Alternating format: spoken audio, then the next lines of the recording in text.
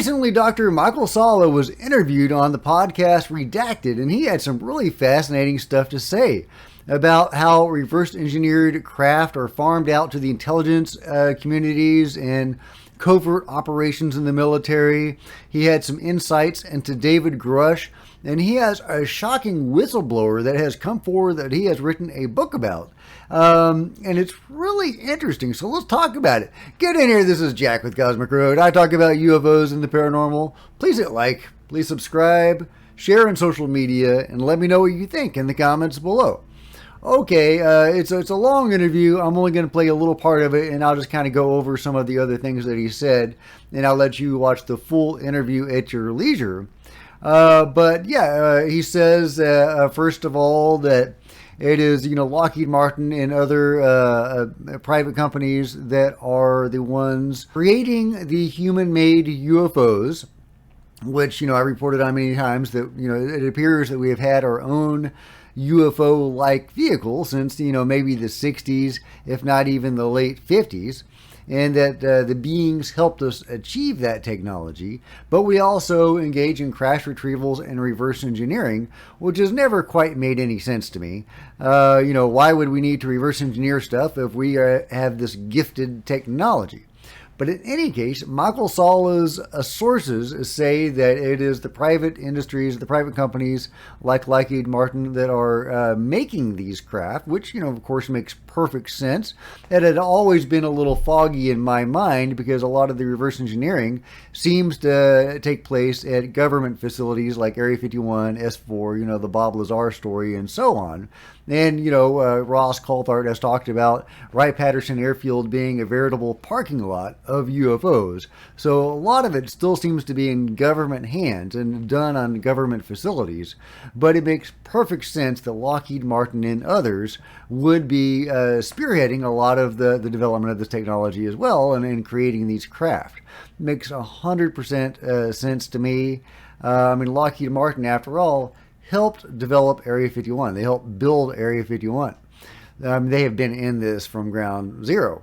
But anyway, here are Michael Salla's thoughts about what his sources are telling them about how this technology is used and how it goes with the David Grush story. Here goes. Did you believe David Grush's testimony when he came forward and spoke in what he was quoted as saying inside the debrief and then the subsequent television interview that he did for News Nation?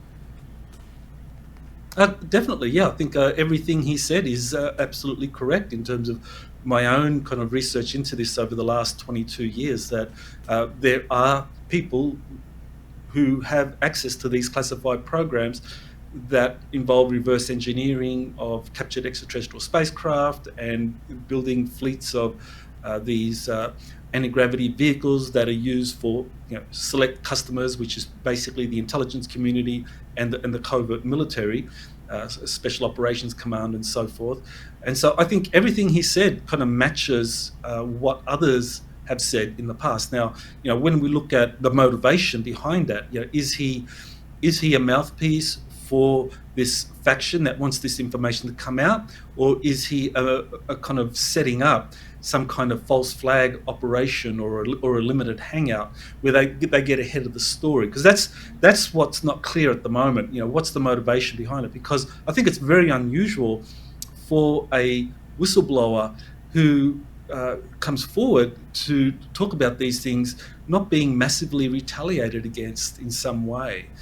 Given his seniority, that doesn't appear to be anything other than just kind of like some finger slapping or hand slapping here in terms of the punishment he's suffered. So there's definitely a faction behind him, whether it's the military or whether it's the intelligence community, but someone is, I think, giving him the green light to come forward and talk about this and protecting him. Michael Salla has a great point.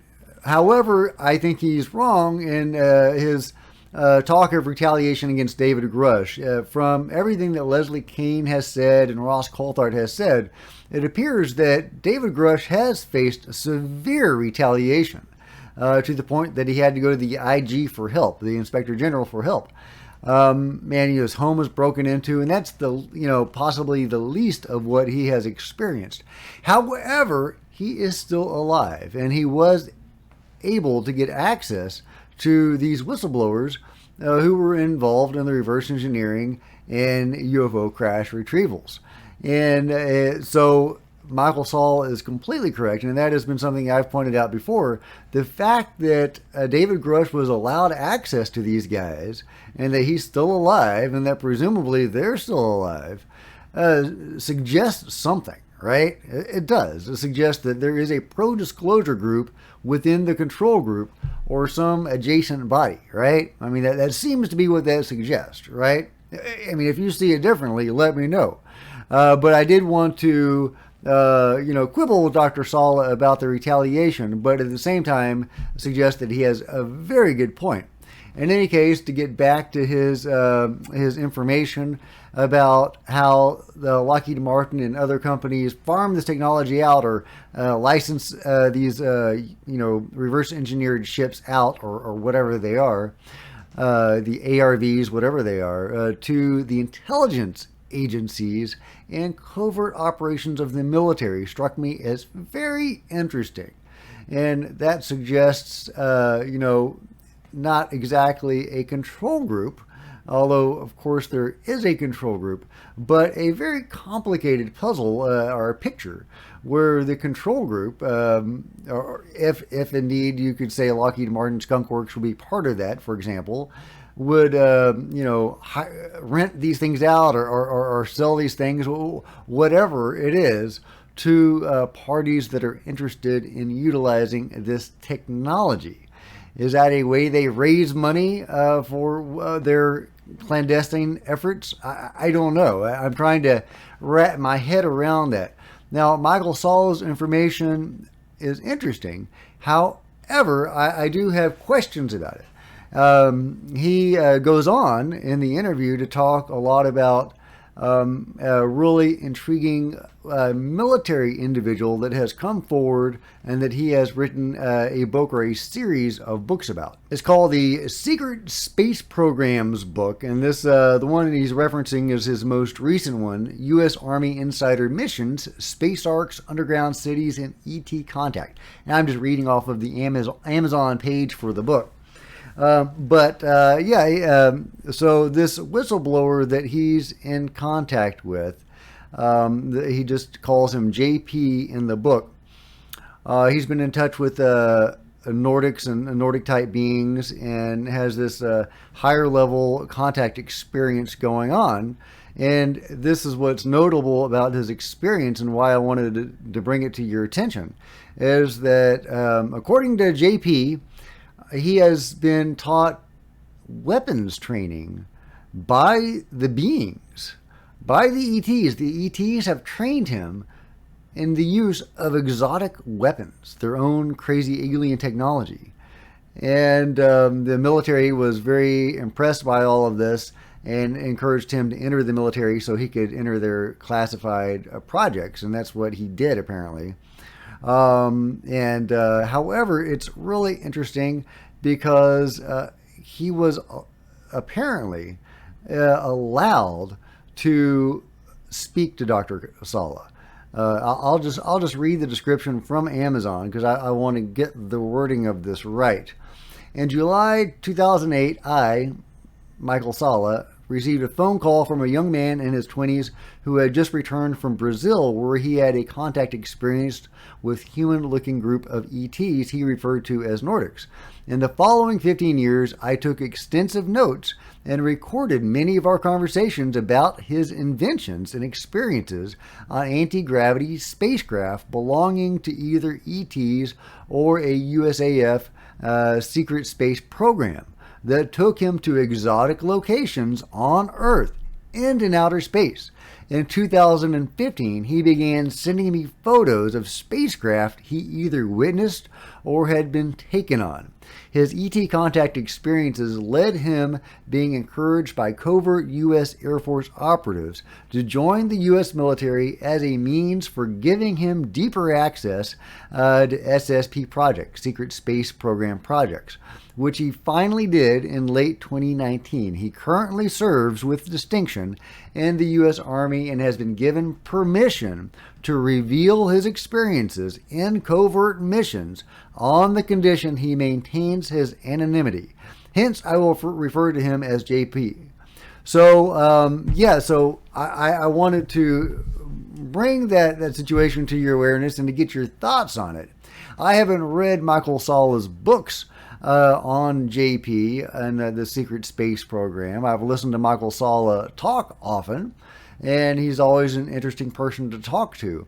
However, if his insider is being given permission to reveal this information to him, complete with pictures, etc., dare we trust this information?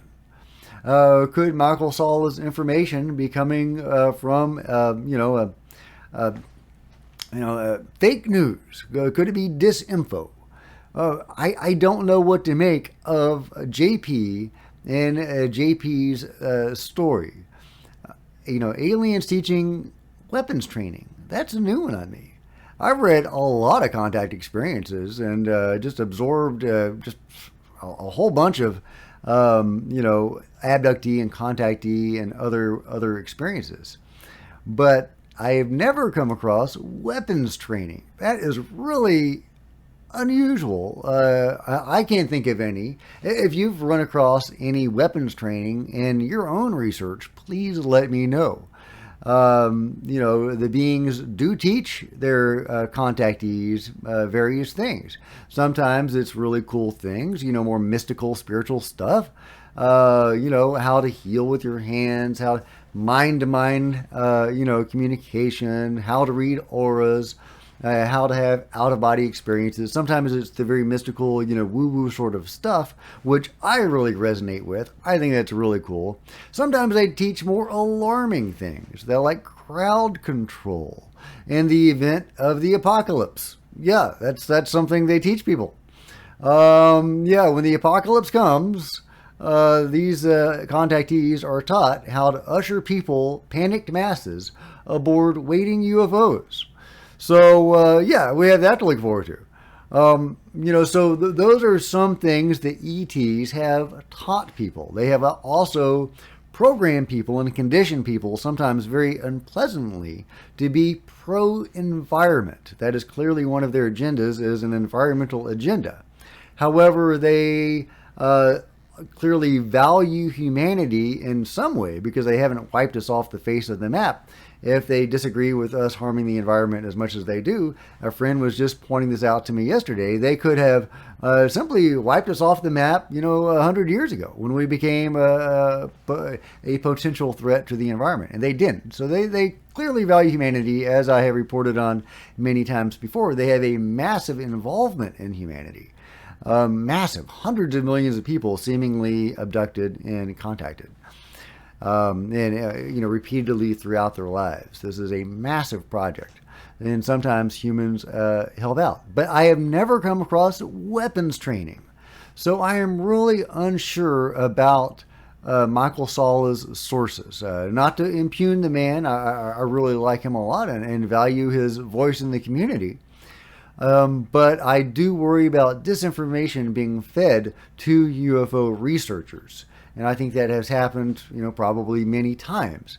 And I do have reservations about that. So if you've read these books or have further insight into the Michael Salla JP situation, I would love to get your thoughts on that. So drop those below. And if you have gotten something out of this video, please give me a big thumbs up. What do you think about the secret space program? What do you think about the private companies potentially, like Lockheed Martin, licensing out reverse engineered UFOs to the intelligence agencies and military covert ops for, their various operations? And if JP's information can't be trusted, can that information be trusted? Or do you trust the JP information?